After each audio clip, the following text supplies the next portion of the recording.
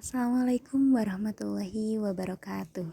Kami dari kelompok 14 yang terdiri dari Rizka Nopianti, Anita, dan Nurul Akmal Padilah dari Pendidikan Biologi, Fakultas Keguruan dan Ilmu Pendidikan Universitas Muhammadiyah Sukabumi akan membahas mengenai mikrobiologi industri dengan dosen pengampu Ibu Arpatul Makiyah MKes.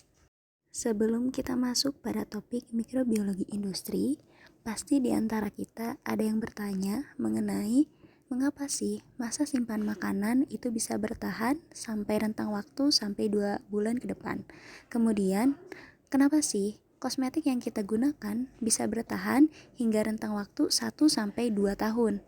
Nah, untuk mengetahui jawabannya, mari kita simak pembahasan mengenai mikrobiologi industri. Baik, nama saya Rizka Nopianti. Untuk yang pertama, saya akan menjelaskan mengenai hal yang melatar belakangi mikrobiologi di kalangan industri. Pada mulanya, secara umum, mikrobiologi ini berasal dari kata mikro yang artinya kecil dan logos artinya ilmu. Sehingga mikrobiologi ini merupakan ilmu yang mempelajari mengenai mikroorganisme atau organisme kecil. Kemudian, mikrobiologi mulanya dilakukan dengan cara konvensional, artinya secara tradisional. Dan seiring berkembangnya teknologi, kemudian terjadi perkembangan juga pada mikrobiologi, yaitu dilakukan secara modern. Kemudian, mikroorganisme berperan pada saat praproduksi, yaitu sebelum produksi, pada saat produksi, dan pasca produksi, yaitu setelah produksi. Sehingga ketiga tahapan produksi tersebut dilewati oleh mikroorganisme. Kemudian, mikroorganisme juga ragam bentuknya. Ada yang berbentuk enzim. Kemudian, mikroorganisme ini memiliki keuntungan untuk meningkatkan nilai gizi, ketahanan pangan atau olahan industri, serta nutrisi. Adapun faktor-faktor yang mempengaruhi mikroba, yang pertama suhu. Pada mikroorganisme memiliki 3 jenis suhu untuk setiap mikroorganisme. Kemudian, untuk mikroorganisme jenis psikotrop memiliki rentan suhu rendah di antara 20-30 derajat Celcius.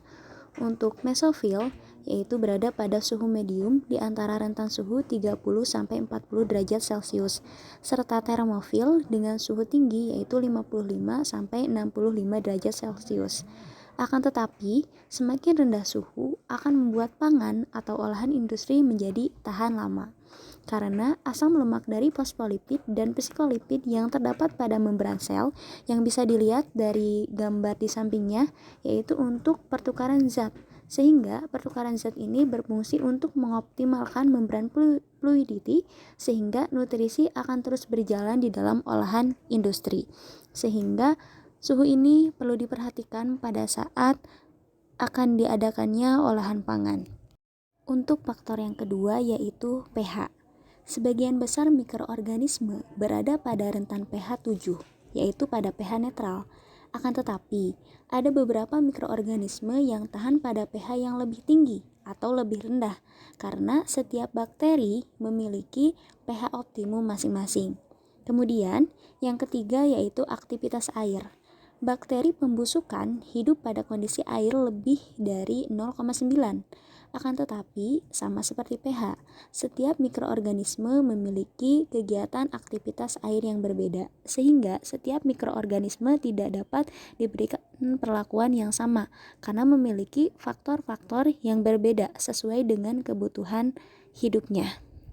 Yaitu dilanjutkan oleh saya Anita untuk mengenai mikroorganisme dalam pangan olahan suhu tinggi, yaitu produk yang dilakukan pemanasan terlebih dahulu. Contohnya pada susu dengan cara pasteurisasi untuk membunuh mikroorganisme yang tidak menguntungkan. Pada saat pemanasan kadar air berkurang pada olahan kering sehingga produk tersebut akan tahan lama. Pada pasteurisasi, susu mikroorganisme Clostridium botulinum dimatikan karena merupakan mikroorganisme yang tidak menguntungkan. Akan tetapi, mikroorganisme yang menguntungkan seperti Bacillus cereus membentuk spora sehingga tahap terhadap kondisi panas. Mikroorganisme pada pangan fermentasi bermacam-macam jenisnya. Yang pertama dibantu oleh jamur, contohnya pada tempe dengan bahan dasar kacang kedelai dengan bantuan mikroorganisme, Rhizopus oligosporus pada oncom dengan bantuan mikroorganisme Neurospora, Crassa dan Monila stovila. Yang kedua yaitu fermentasi kadar garam, contohnya pada kecap dengan bahan dasar kacang kedelai dan mikroorganisme Aspergillus oryzae dan Aspergillus wenti. Ketiga, fermentasi asam laktat, contohnya yaitu yogurt dengan bantuan Lactobacillus bulgarisus dengan Streptococcus thermophilus dan keju dengan bantuan Penicillium camberti serta Penicillium reguperti. Keduanya dibuat dengan bahan dasar susu. Yaitu keempat, ada fermentasi alkohol, contohnya seperti roti dengan bantuan Saccharomyces cerevisiae dibuat dari tepung dan brem dengan bantuan Aspergillus oryzae serta Saccharomyces cerevisiae dibuat dari tepung ketan.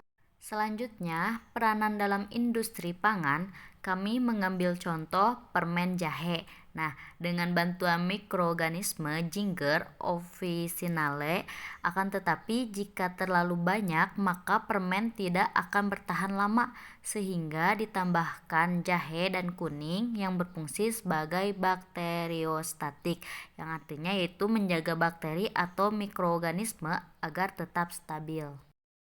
Penerapan dalam kosmetik terhadap bentuk, nama mikroorganisme, dan fungsi di dalam tabel.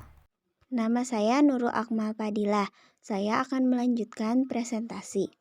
Selanjutnya ada yang berbentuk gel dengan nama mikroorganisme Lactobacillus rhamnosus, Lactobacillus pentosus, dan Lactobacillus plantarum dengan fungsi untuk membantu memodulasi mikrobioma pada vagina. Kemudian ada yang berbentuk salep dengan nama mikroorganisme Lactobacillus reuteri dengan fungsi pengelolaan dermatitis atopik. Lalu yang terakhir ada yang berbentuk gel dengan nama mikroorganisme Lactobacillus johnsoni yang memiliki fungsi dermatitis atopik. Adapun kelebihan mikroorganisme dalam kalangan industri diantaranya 1. Menghasilkan enzim yang berfungsi sebagai biokatalisator. 2. Memodifikasi makanan dari rasa, warna, dan sebagainya. 3. Menjaga dan meningkatkan nilai gizi akibat adanya mikroorganisme yang membantu proses tersebut. Yang keempat, menjaga ketahanan pangan sehingga makanan bisa tahan berbulan-bulan atau kosmetik dalam rentan waktu 1-2 tahun. Yang kelima, sebagai pengawet alami yang dapat menurunkan penggunaan bahan kimia berlebih di kalangan industri. Lalu yang terakhir, memproduksi kandungan nutrisi yang diperlukan oleh tubuh. Adapun kekurangan mikroorganisme dalam kalangan industri diantaranya yang pertama, jika penggunaannya berlebihan, maka dapat merusak olahan industri itu sendiri. 2. Terdapat mikroorganisme patogen yang dapat merusak olahan industri, mengurangi nilai gizi, bahkan bisa memberikan pengaruh yang tidak baik untuk tubuh. Ketiga, penggunaannya harus steril dan higienis, sehingga tingkat kegagalannya tinggi. Lalu yang terakhir, dapat beralih fungsi jika tidak tepat penggunaannya. Dari yang sudah dipaparkan, maka kami membuat kesimpulan, mikroorganisme adalah ilmu yang mempelajari organisme kecil dan berguna bagi kalangan industri dengan penggunaan dan penanganan yang sesuai. Adapun faktor-faktor yang mempengaruhi laju pertumbuhannya yaitu suhu, pH, dan aktivitas air.